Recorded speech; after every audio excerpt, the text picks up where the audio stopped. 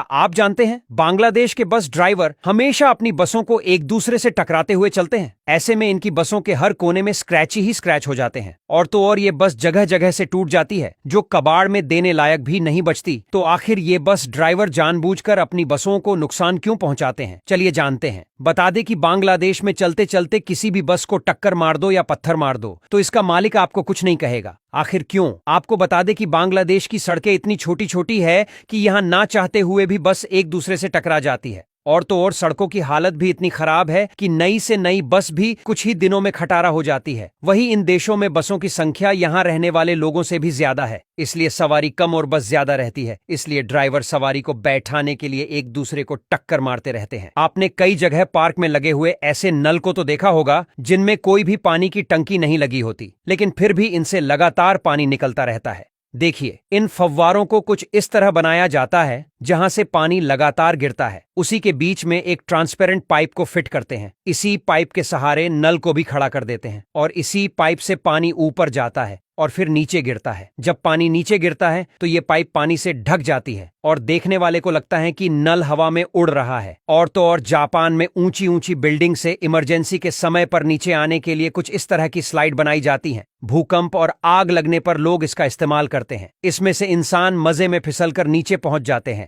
और ये देखो, जापान में लोग कैंची से नहीं बल्कि चाकू को अपने बालों को कटवाते हैं। इनका मानना है कि ऐसे बालों को कटवाने से हेयर फॉल कम से कम होता है। क्या आप जानते हैं ये महिला दिन के 24 घंटे बर्फ से जमी हुई झील में ही रहती है, जिसको भूख लगने पर ये खाना नहीं बल्कि बर्फ को ही खाती है। और तो और अगर ये कुछ टाइम के लिए बर्फ से जमे हुए पानी में ना नहाए तो इसे गर्मी लगने लगती है। तो आखिर जिस ठंडे पानी में एक नॉर्मल इंसान 1 मिनट में ही जम जाएगा, उसमें ये महिला घंटों तक कैसे स्विमिंग कर लेती है, चलिए जानते हैं। बता दें कि इस महिला को लोग बर्फ की रानी भी कहते हैं। ये रशिया के सबसे ठंडे इलाकों में रहती है। कई बार तो ये इतनी देर तक पानी में सांस रोक लेती है कि इसके ऊपर से भी बर्फ जम जाती है, जिसको हाथों से तोड़कर इसे बाहर आना पड़ता है। लेकिन इसको शरीर पहले से इतनी ठंड को बर्दाश्त नहीं कर सकता था, बल्कि ये हर दिन ठंडे पानी में जाकर तैरने की प्रैक्टिस करती थी। इसमें शरीर के साथ साथ इंसान को अपने दिमाग पर भी फोकस करना पड़ता है और अब धीरे धीरे इनका शरीर घंटों तक ठंडे पानी में रहने पर भी बीमार नहीं पड़ता। क्या आप जानते हैं, एस्केलेटर पर चलते समय आपको ये गलतियां कभी भी नहीं करनी चाहिए, वरना ये आपके लिए काफी खतरनाक साबित हो सकता है। सबसे पहला, कभी भी कोई डीली चीज पहनकर इस पर ना चढ़े हैं, क्योंकि एस्केलेटर के किनारों पर खाली जगह होती है जिससे ढीली चप्पलें और कपड़े जैसी चीज इसके अंदर फंस सकती है। और इन सीढ़ियों पर चढ़ते समय हमेशा आपको बीच में खड़े होना चाहिए, क्योंकि किनारे पर फंसने का डर ज्यादा होता है। दूसरा, एक्सीलेटर के साइड में लगे ब्रश से आपको कभी भी अपने जूते साफ नहीं करने चाहिए, क्योंकि ये ब्रश आपके जूते या पैर साफ करने के लिए नहीं